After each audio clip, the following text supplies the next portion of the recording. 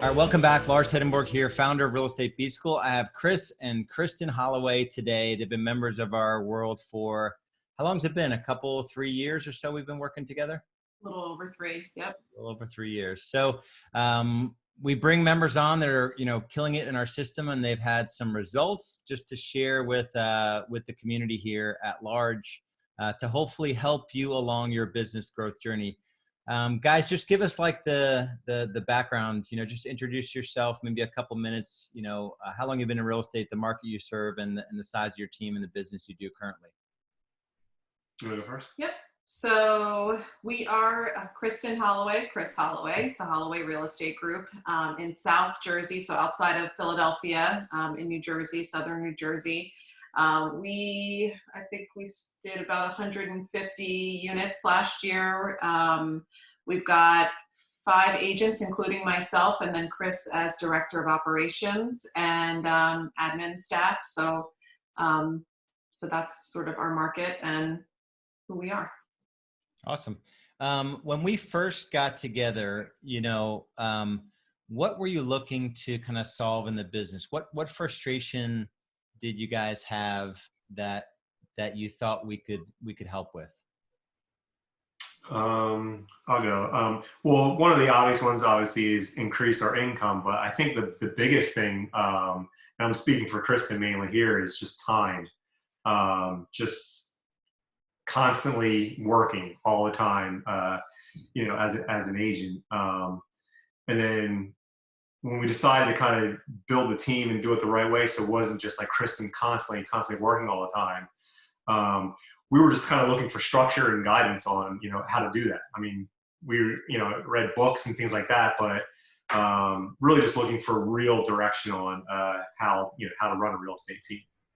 Yeah. And it's a crazy thing. Like, conventional success in our industry, it really does suck in a lot of ways. Like, everyone just keeps teaching you, just do more. It's going to be great. Just do more. And you get to a point, especially, you guys are married and business partners. I guess totally off script, and I didn't send you guys this question.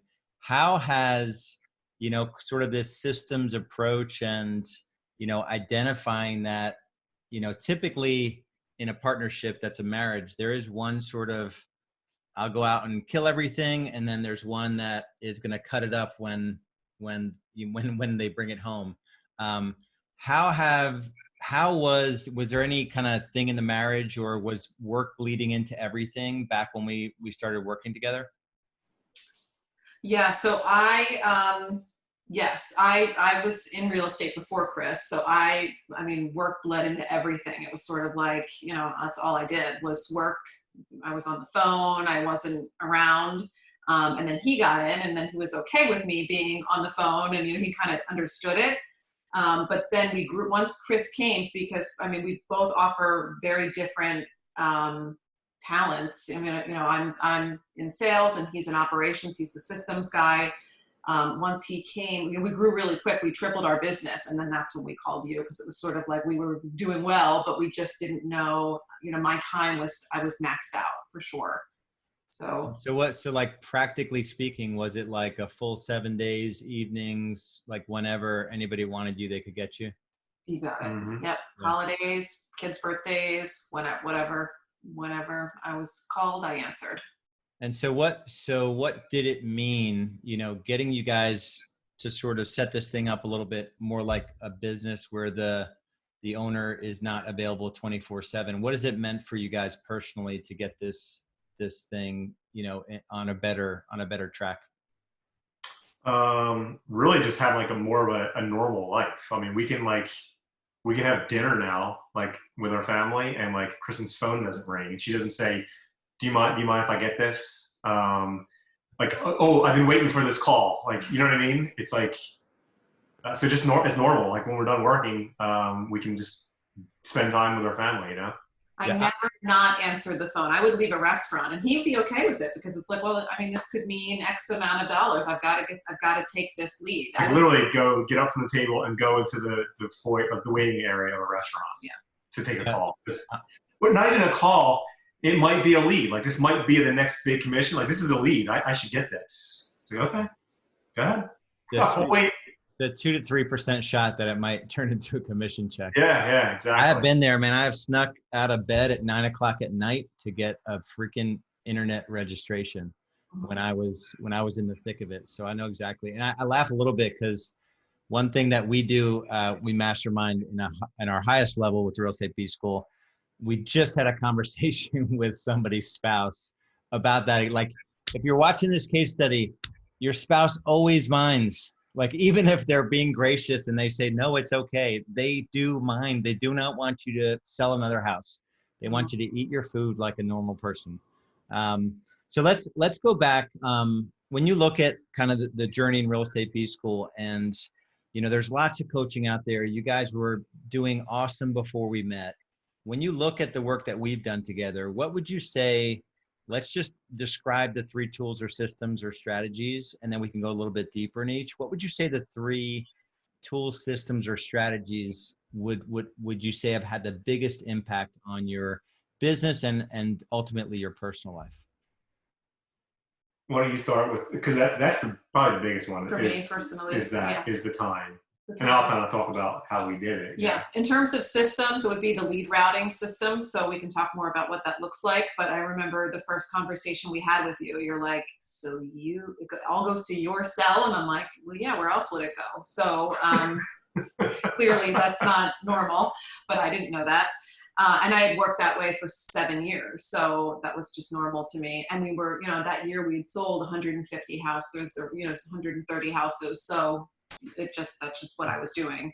And it was like, I mean, it sounds crazy now when we look back, but it was like, it's almost like Cristin, she's a team leader, but she was also like literally an ISA for agents on our team. Like, she was taking every single call, and it was, a lot of leads, and it was during dinners and all that time. And it was just, and we had no idea what else do you do? Like, yeah, I don't know what other way to do it. Her numbers on everything. Yeah, and it also helped me let go of the control, because I felt like nobody could convert it like I could, so I didn't want to give that up. But yeah. All right, so that's number 1. I'll definitely ask some questions on that. What's the second sort of bucket of things we worked on?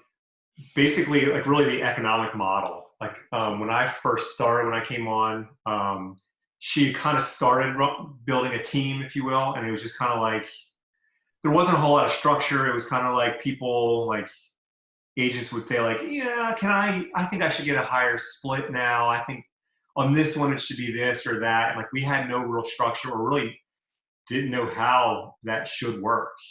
Just like, what the splits should be, and how we should treat the team as a business, not just like agents, maybe on this one, you'll get this commission or that commission. Like, we weren't really running it like a business.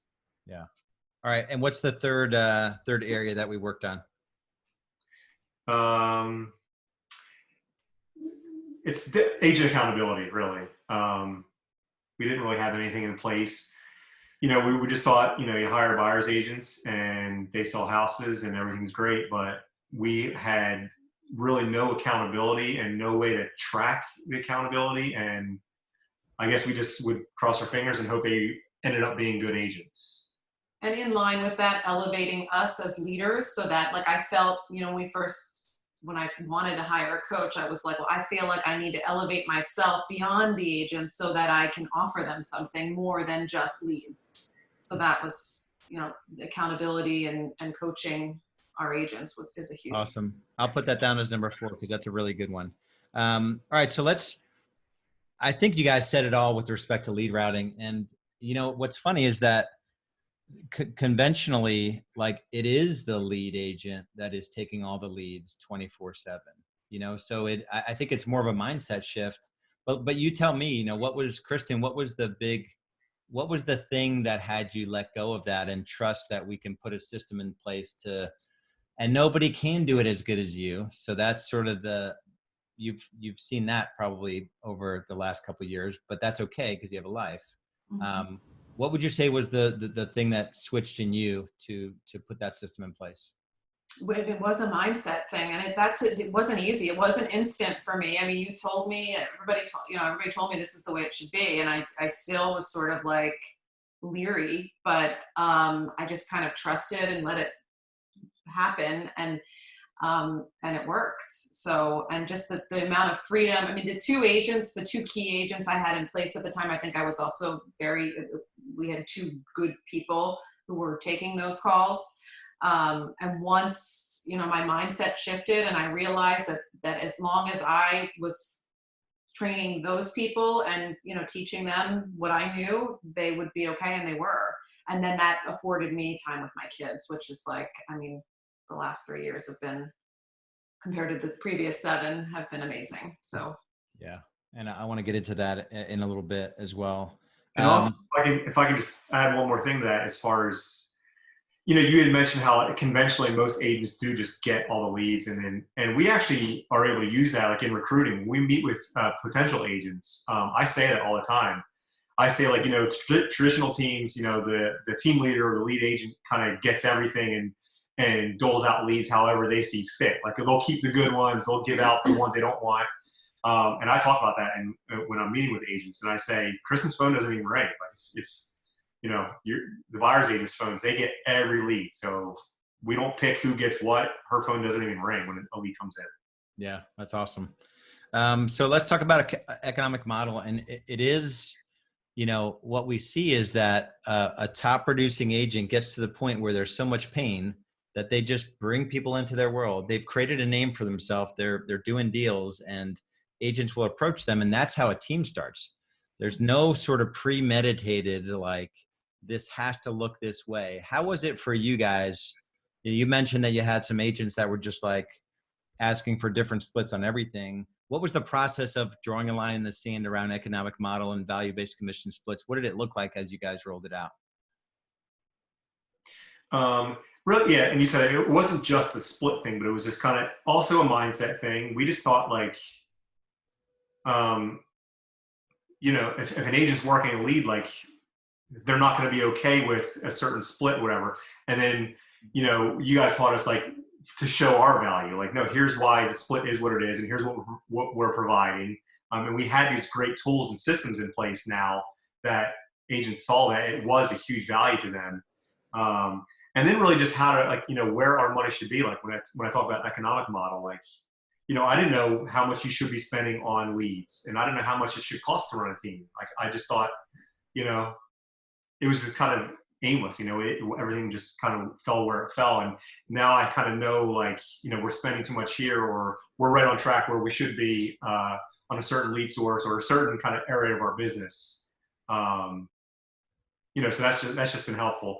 And then the other thing is just a big thing I learned is just how kind of managing money once the commission comes in. It used to be commission checks come in, and in some seasons, part of the year, some more money than others. And then when it's time to pay the taxes at the end of the year, it's like, oh man, what do we do now? We have, like, a huge tax bill, and we didn't save our money appropriately. But now we have, like, we put that system in place that we got as far as, like, with our profit first, and we have 6 months worth of savings.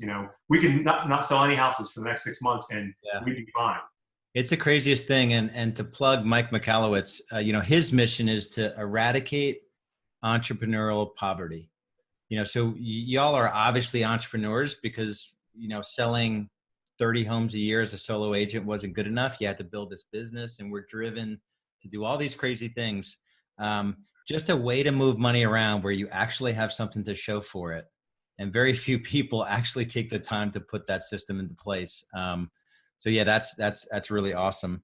Let's talk about agent accountability. It's probably the toughest part of growing a business, is holding others accountable. When you say that, what systems or tools have helped you, and then how have you had to change in the way you lead and manage? What was it like before? I'm gonna let her start. That says it all. There were no systems, barely any accountability. Like, I would be like, wow, I know I gave her 3 leads and she didn't, and I don't see anything coming under contract. So that's an issue. It may have ended up on a spreadsheet, maybe. Yeah. But no, I mean, now it's completely tracked, and there's there's weekly meetings, quarterly meetings, goal setting. I mean, Chris runs all of that, I have to tell you. So I'm a little bit like, I feel like, and I'm part of the one who has to be held accountable.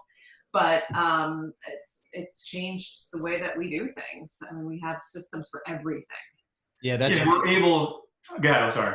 I was gonna say it's funny that like from the lead, like you hand a lead to an agent, and then you're like, man, I know I handed them some leads last quarter, and then they didn't sell anything. So that like the 8 steps in between, like we just sort of forget because we're charging onto other stuff, and we don't have the patience to slow down and put a system in place. What were you gonna say, Chris?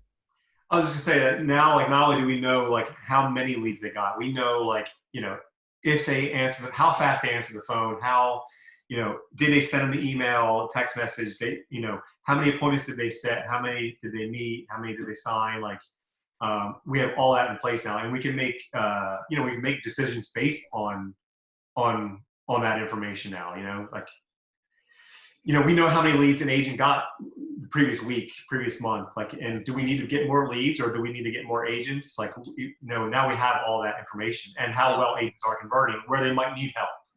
And in meeting with them quarterly or annually, it's sort of like, okay, well, you made $100,000 last year. You want to make 150. Let's look at this. So all you need to do is sell this many more. I can back into that. So for me, it's sort of from a high level. I'm like, all right, well, this is easy. I can just show you how many more calls you need to make, how many more appointments you need to set, and how many more houses you need to sell.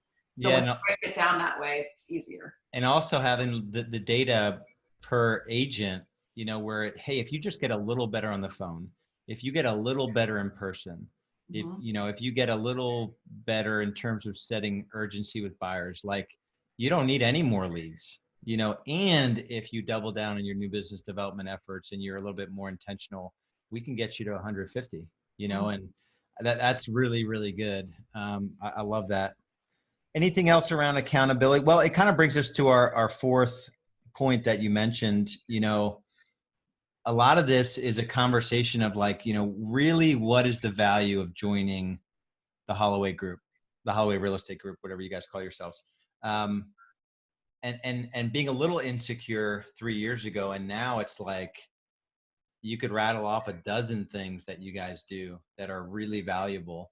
But talk a little bit about how y'all have elevated as leaders in the business and, what leadership management and accountability means to you now that you didn't know what it meant back then. Yeah, I think it goes back to systems and regular meetings. I mean, we work in the 90-day world as, we work with our coach through Real Estate B School that way. And so we use that same model when we meet with our agents. And so we go back and, we do an annual goal setting, and then we work on 90-day time frames, and we go through goals. And so I think that's been, for me, when I do my quarterly meetings with the agents, that's been helpful, and they love that. I mean, I just feel like it's, it's compartmentalized and it's easy to do, it's easy to digest, and we're doing it ourselves. So it's like, there's a nice flow to it as well. Yeah. It's a really good point that, what's the expression, like you're eating the food you make, or I don't know, I forget the expression, but there's an expression like, you're doing what you're telling them to do. So it's different if you were like, hey, let's do this together. Because Cristin, you're just as challenged in some ways around systems as your agents are. So you're kind of like, hey, like Chris is our common enemy. I might be married to him, but I'm like, he is the enemy. Let's call a truce and let's just fall in line to what we know is good.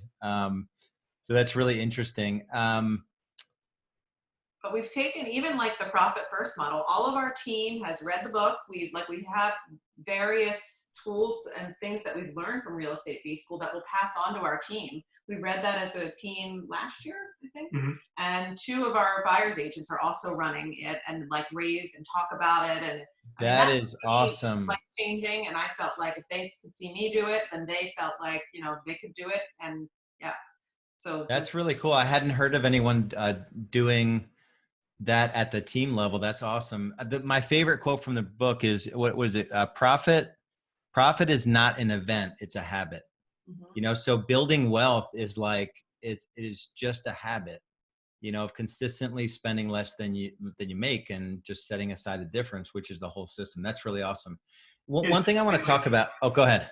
I was saying, like, using just an example, but or anything out the meetings, like as far as like us as leaders, like I kind of, and we model everything. Like that was an example, but how we run our meetings, like I learned it from like how you guys ran your meetings with us, and like I'm like, so it was kind of like, oh, okay, this is how you run an L10 meeting, or this is how you run an accountability meeting. Like it doesn't have to be complicated. I'm just like, it works when you meet with us, so I'm not going to change it. I'll do the exact same thing. Yeah.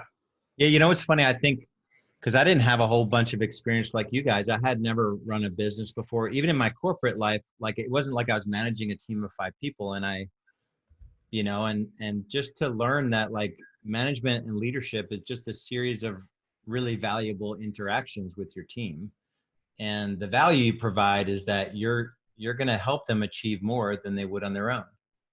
And it's just not that complicated, and to draw a line in the sand around what's acceptable and not acceptable. One thing I want to talk about, which, in the real estate industry, the only measure of success is if you're selling more homes, especially, well, it's going to sound bad for Keller Williams. I feel like, especially in Keller Williams, is like, I don't know, there's just this culture of like, if you're not selling more homes, you're not cool or something. That's the real estate world. Yeah. And it is rampant, and maybe it's because of the people that are top producers, like we're driven and competitive. But tell me, when I asked you the question, how have you measured growth over the last 3 years? What would you say? If you can't say transactions, what would you say the growth you've experienced has been? Well, that was another mindset shift for me, because I was that way. I think most agents are, where it's like, when we became successful, I wanted to stay that way. And I didn't want anyone to get ahead of us, so we were number 1 in our office. And I'm like, well, we can't not be number 1, even if that means taking less profit. Not that I thought of it that way, but it was sort of like, we need to sell 200 houses. So I think my mindset shifted there maybe 2 years ago. It was like, okay, well, even if we stay the same, as long as we're making more money and I have more time. So the time and the money, the time and the profitability, like having those 2 things grow. And even though we're not physically selling more homes, I think we're happier. We're just as profitable, if not more. So. Oh yeah, without a doubt. Definitely more profitable. And like, I don't know, we used to think like the total volume, that was the biggest thing, like who sells the most real estate, like that's the most successful. And you've talked about it before, there's agents where like, yeah, you see that number, but like that person or that team, the team owner's not making any money at all. And they have no free time whatsoever. They're working 80 hours a week, and like they might have the most volume, but that means nothing. Yeah, that's so not important. It's amazing how little that does mean. I've met people, $200 million teams, who like, if they're going through this, they could go out of business because they have zero savings, zero. It's scary, Yeah. I had a conversation with a guy in California, and he's on some of the bigger stages, and he has a $200 million, team where he pays out 90%. Mm-hmm. And I'm like, dude, that's not a team. Like, you're gonna lose. And he has to hustle, and he's not making more profit than his own production. So if he didn't sell, like, it is this, like, he just didn't think of it ahead of time. He didn't like break this thing down to an economic model. If my value is split, you have lost the game. Mm-hmm. Like, I can give most agents 200% of their commissions, and they're still gonna suck. They're still not going to have any money. So that's just definitely not it. When we first got started together, was there anything sort of questions in your mind or objections that you kind of, you were thinking through, like you didn't know if it was going to work, or you didn't want to join because of this or that? There wasn't for me. I had heard of Real Estate B School, and someone we know was involved, or in you already had come highly regarded. So I kind of like knew like not if, but when, you know, I was kind of like, you know, when we get to a certain point, we're going to have to, you know, we're going to need coaching and we're going to need some real guidance. So, I mean, for me, it was just kind of like, when are we signing up? I don't know. I don't know about with you. I didn't No, know I was excited in the beginning, but then I was like, wait a minute, am I ready? Do I really want to do all of this? Hold on. And you know, I have like somebody watching me over here, so it's not like I can just, you know, I'm either all in or I'm not. So Yeah. no. What's been your favorite part of Real Estate B School? For me, it's definitely the people. I mean, the people are great. Like everybody, not just people, you know, the coaches in Real Estate B School, but just the community. It's the best people in the world. Like some of my favorite people I've met through B School. Everybody's just so willing to share like their successes and their failures. It's an amazing group of people, and that's just, I mean, that's my favorite part. Cristin, anything to add? No, I think we talked about it before. I think that is my favorite part too. I love the intensives too. I mean, and I think my team has, you know, has learned to love those as well. Just the growth every time we do that, you know, twice a year. So Also, oh, sorry. Also, like the toolbox, like the fact that I just have a place I can go, like, and that's just how my brain thinks. Like I love, like, if I'm working on something, a system or something like that, just having that like place to go, like, and just like anything I need is right there. I can watch a quick video. I can swipe something. I can like literally download whatever, like, you know, make a copy of whatever it is I need, and then just edit it to kind of fit our market or put up my name on it, and I can implement a new system. And Yeah, Cristin's smiling because she's lost her login 3 years ago. If you asked me to get, I saw her. She's like, "There's a toolbox." You know, it's funny. I mean, y'all are married and you're business partners. The program is for like a Cristin and whoever your Chris is in your world. Like every Lars needs at the time, like Tia was my first hire, and now Mimi is our operator. So without one, the other is screwed. You know, the operator will sit in an office with no sales. You know, so y'all are really you do a good job of being in business together and then doing life together. And I just appreciate you guys. Who would you recommend Real Estate B School to, and why? Yeah, we have several agents that we work with now where, I mean, a couple of agents in mind that have, you know, decent sized teams. They're where I was 3 years ago, 4 years ago, where they're doing everything. I mean, they're even doing buyers, they're answering the phone, they're selling $20-30 million of real estate a year by themselves, you know, with an assistant or with maybe a buyer's agent. I can think of like 3 people off the top of my head that fit that. There's tons of agents that work that way, as you know. Yeah, really just agents who, like, you know, they get to a point where they're busy and they start a team, right? And I put that in quotes because it's like they have a buyer's agent, but they're just like constantly working, like Cristin said, like where she was 4 years ago, and they just need help. They don't really know what to do. So Yeah, I was having a conversation with one of those agents. I forget what market she was in. I think it might have been Detroit, but like luxury in Detroit. And she did like 35 million, and she's like answering the phone at 2 a.m. and like working 8 days a week and just loving every bit of it. And I was trying to, of course, this was like a sales call, so I'm trying to figure out the angle here. And I'm like, "Did your husband mind?" And she's like, "No, I bought him a Tesla, you know, last year." I'm like, "Okay." Well, I'm like, "Well, I'll call you in a year. Like, you know, at some point it may suck." Right. But like working 100 hours a week. And, you know, and maybe because of the quarantine now, she was decompressed a little bit, who knows?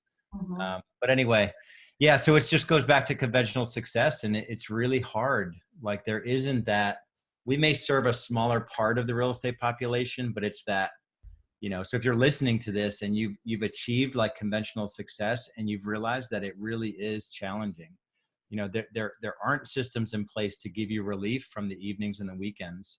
it's not sustainable. Even if you can grin and bear it, it's just not sustainable. And it's not freaking worth it.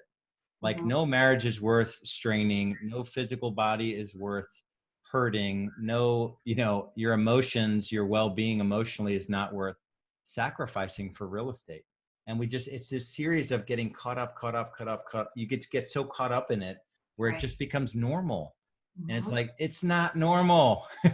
It is normal to eat a meal without responding to a lead, but it becomes the normal. And it's so weird. And I do believe it's specific to real estate, So anyway, I love you guys. If you're listening and this conversation sort of rings true for you, just go to realestatebschool.com. I only have a conversation about your business to offer you.